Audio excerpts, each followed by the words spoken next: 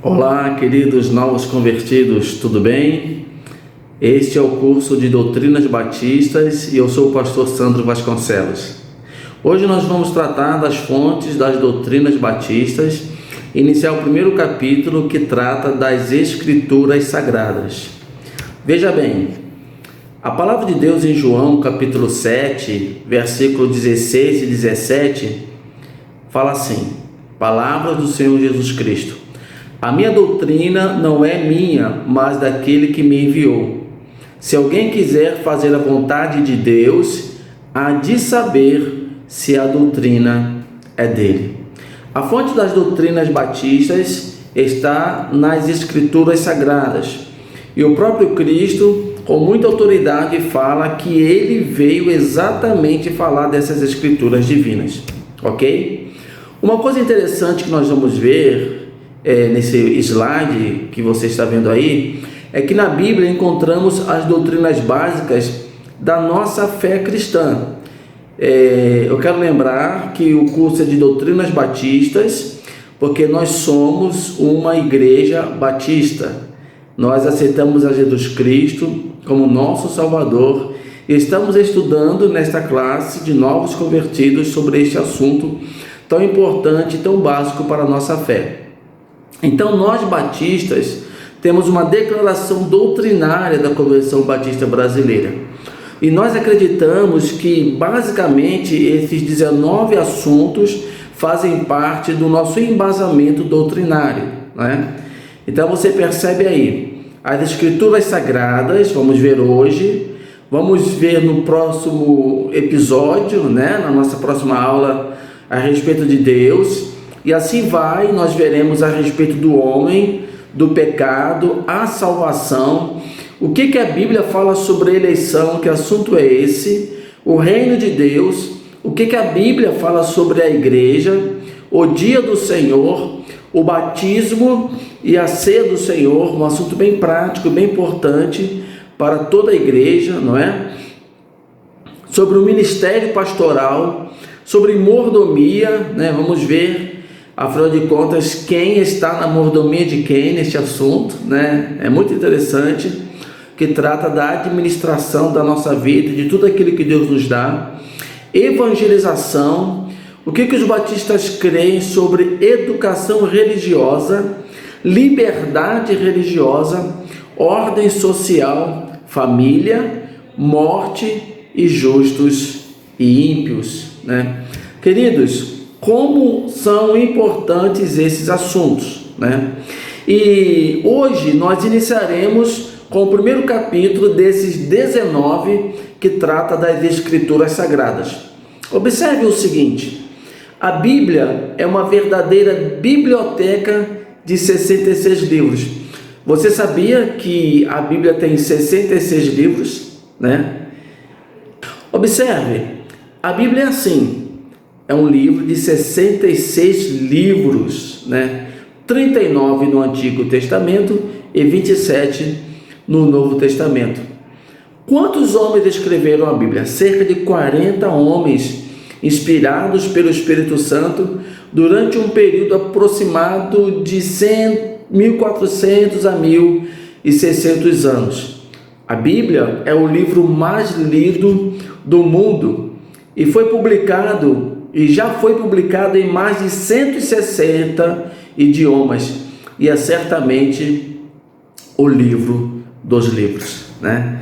Então nós vamos tratar desse livro extraordinário. O que os batistas creem a respeito da Bíblia Sagrada, né? Esse primeiro capítulo tem esse nome, as Escrituras Sagradas. Vamos lá.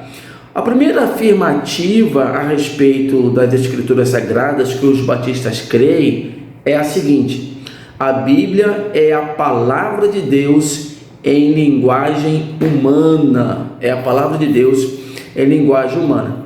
Eu gostaria que você abrisse a sua Bíblia e já observasse que Hebreus capítulo 1, versículo 1 diz assim: há muito tempo Deus falou muitas vezes e de várias maneiras aos nossos antepassados por meio dos profetas.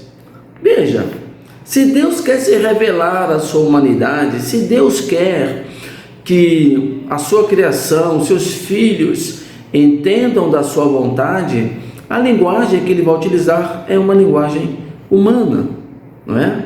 Não faz nenhum sentido Deus usar a linguagem dos anjos, usar a linguagem de extraterrestres para se comunicar com os homens.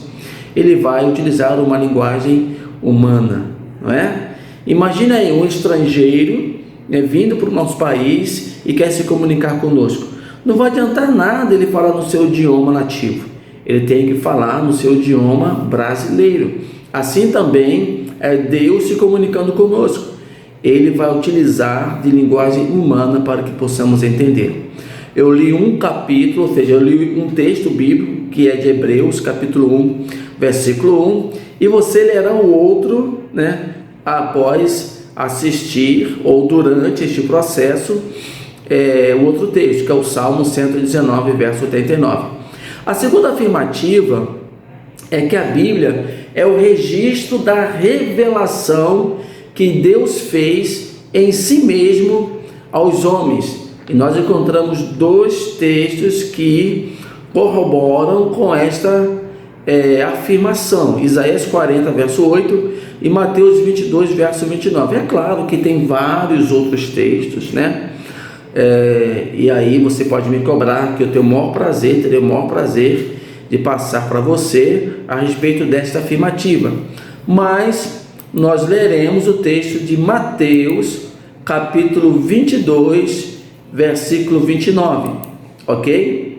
Que diz assim: Jesus respondeu: vocês estão enganados, porque não conhecem as Escrituras nem o poder de Deus.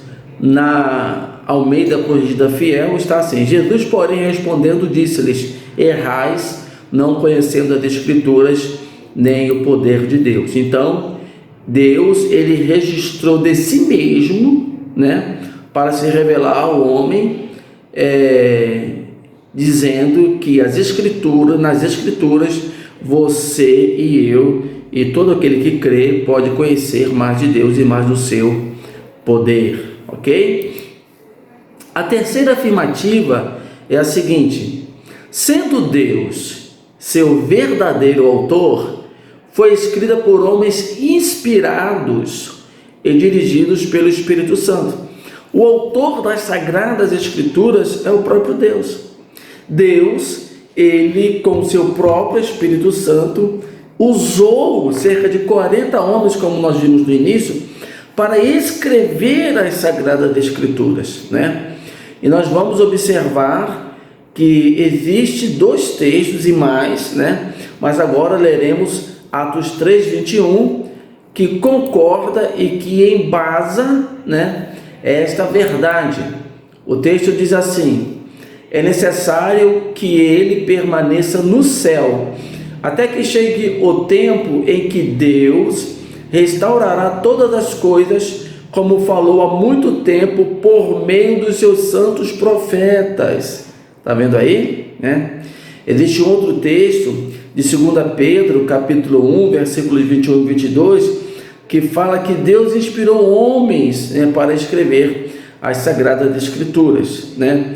E que as Sagradas Letras não foram escritas por vontade própria desses homens, mas eles foram inspirados por Deus, ok? Veja bem, qual a finalidade de Deus querer se revelar? Você já pensou nisso? Se Deus, ele decide se revelar aos homens, né? Ele decide escolher homens para registrar este processo de revelação. Qual é a finalidade disso? A afirmativa número 4, né, ela explica esta finalidade e que nós batistas cremos, que diz assim: as Escrituras Sagradas têm por finalidade revelar os propósitos de Deus, levar os pecadores à salvação, edificar os crentes e promover a glória de Deus. Gente, isto é extraordinário. Um Deus que quis se revelar e ele quis se comunicar com os homens, ele quis salvar a humanidade e realmente fazê-la melhor. Nós vamos encontrar esta afirmação em 2 Timóteo capítulo 3, versículos 14, 15, 16 e 17, né? E 17. Esse texto é um texto quando o apóstolo Paulo, que é um pastor, um missionário experiente, discipulando Timóteo, um jovem pastor, né? Ele manda esse texto para ele escreve para Timóteo, né? A carta de Timóteo, ela é chamada de carta pastoral, não é verdade? Tanto Tito quanto 1 e 2 Timóteo são chamadas de cartas pastorais, né?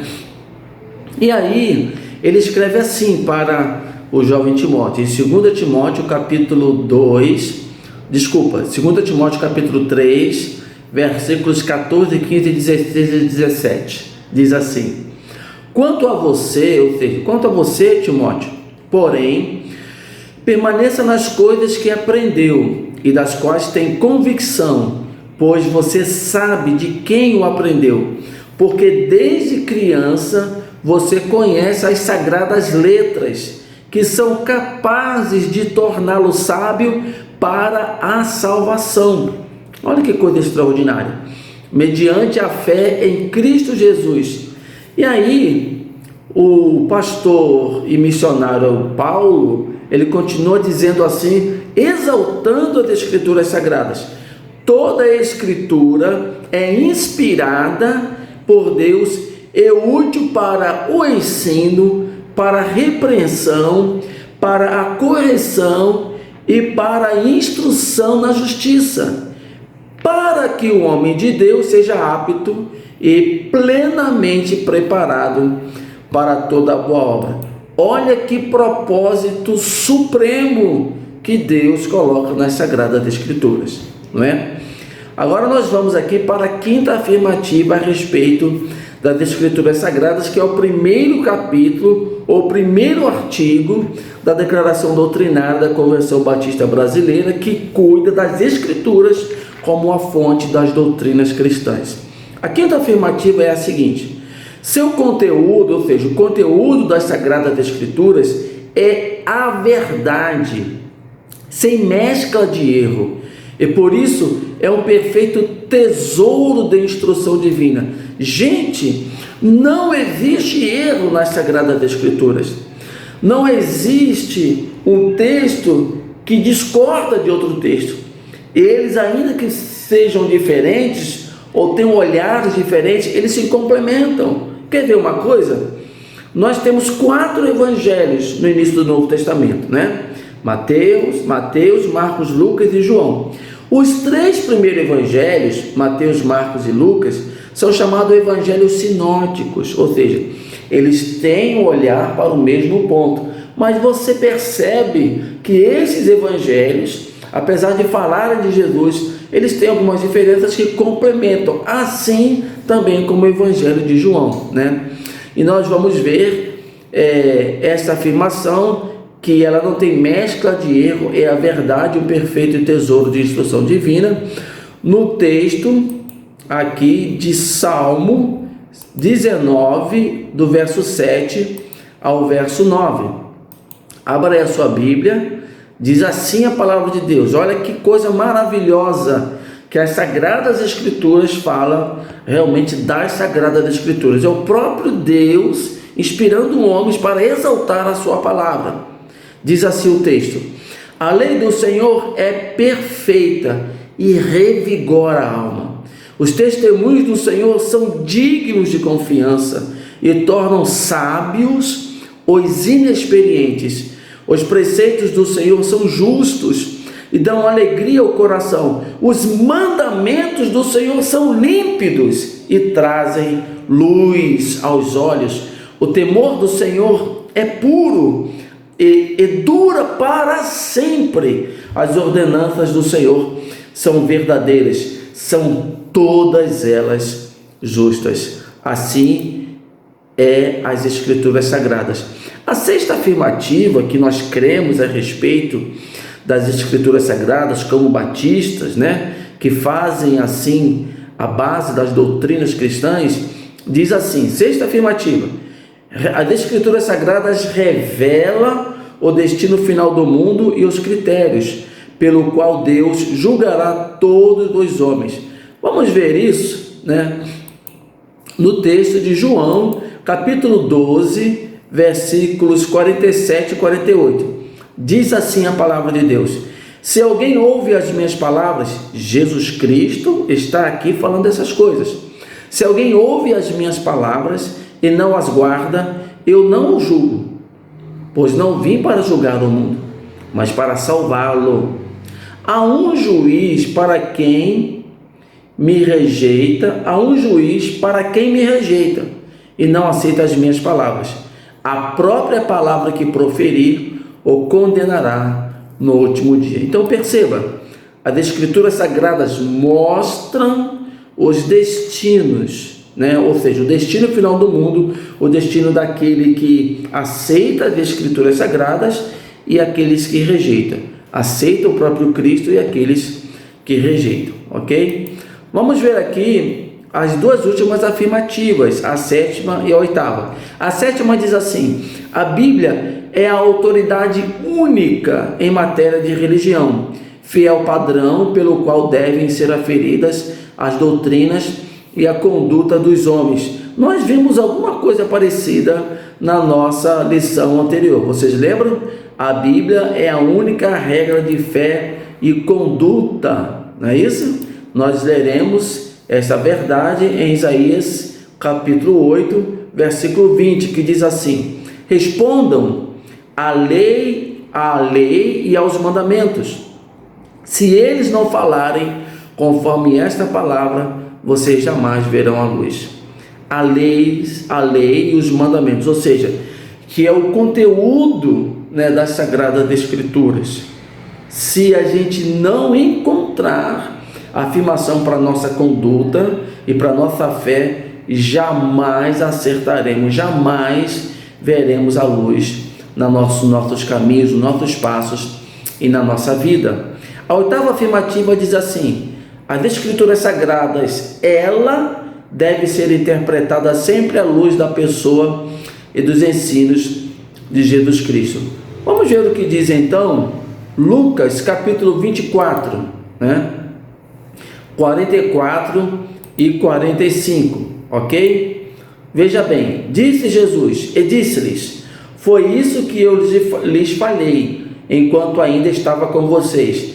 Era necessário que se cumprisse tudo que a meu respeito estava escrito na lei de Moisés, nos profetas e nos salmos. Então lhes abriu o entendimento para que pudessem compreender as Escrituras. Jesus Cristo se encontra com os discípulos após a ressurreição. E naquele momento ele falou para os discípulos que estavam atemorizados, né? Estavam assim, sem direção. Ele disse o seguinte: olha, era necessário que se cumprisse tudo o que a meu respeito estava escrito na lei de Moisés, nos profetas e nos salmos. E aí o texto diz no verso 45 que abriu-lhes o entendimento. Não é possível a gente ler a palavra de Deus sem crer que Jesus Cristo é o Filho do Deus vivo, sem crer que Jesus Cristo é o Salvador. A gente não vai entender, né? Ninguém vai entender a palavra de Deus se não crer que Jesus Cristo é o Salvador da humanidade. Por isso, ela deve ser interpretada sempre à luz da pessoa e dos ensinos de Jesus, porque o Antigo Testamento prepara um povo para a chegada do Salvador e o Novo Testamento fala dessa história que se concretiza, essa história da salvação que se concretiza em Cristo e é anunciada através da sua igreja, né? Portanto, meus queridos, nós vamos concluir, né, dizendo o seguinte: diante desses conselhos, conheçamos mais a Bíblia Sagrada, através da leitura diária, do estudo sistemático e até da memorização dos versículos importantes para a nossa edificação. Eu espero que você faça isso, né? Que a Bíblia Sagrada seja o seu livro de cabeceira, que a Bíblia Sagrada realmente seja na sua vida a única autoridade de fé e de prática. Que Deus te abençoe em nome de Jesus. Vamos orar? Obrigado, Senhor, por este estudo sobre as Escrituras Sagradas. Temos a certeza que o Senhor a faz permanecer para que encontremos a salvação e tenhamos o aperfeiçoamento da nossa vida. Continue com a gente, nós oramos assim em nome de Jesus. Amém. Um forte abraço, que Deus te abençoe.